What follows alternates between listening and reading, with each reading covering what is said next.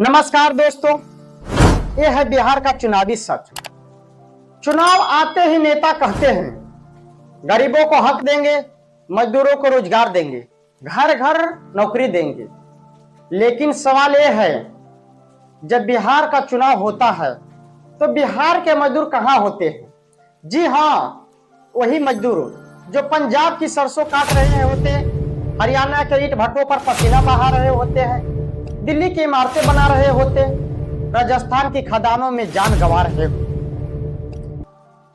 जी हाँ, बिहार का चुनाव, लेकिन बिहार का मजदूर बिहार में नहीं। तो क्या ये चुनाव बिना मजदूरों के ही होता है? क्या लोकतंत्र सिर्फ उन लोगों का है जो गांव में बच जाते हैं? और क्या चुनाव आयोग ने कभी सोचा कि ये जो मजदूर पूरे देश का पेट भरते हैं, उनकी वोट की ताकत कहां जाती है?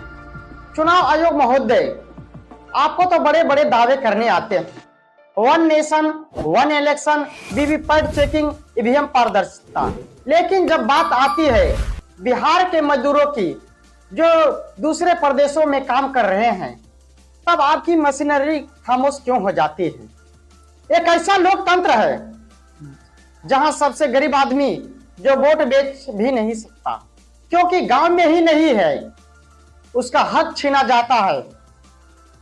जरा सोचिए, अगर चुनाव आयोग बकाई चाहता तो क्या मुमकिन नहीं था कि मजदूरों अपने काम करने की जगह पर भी वोट डाल पाते? मोबाइल से पैसे ट्रांसफर हो जाते हैं, लेकिन वोट ट्रांसफर नहीं हो सकता। अंतिम सवाल साफ है, क्या बिहार चुनाव वाकई बिहार के लोगों का चुनाव है, या सिर्फ उन बचे कुचे वोटरों का जो बिहार में मजबूरी में गांव में अटके हुए हैं? चुनाव आयोग जी, अब जवाब आपको देना ही होगा, क्योंकि लोकतंत्र की सबसे बड़ी मजदूरी वोट ही है। और अगर मजदूर वोट नहीं डाल पाए तो फिर ये चुनाव कैसा? यही था आज का सवाल। अब इंतजार में है आयोग से।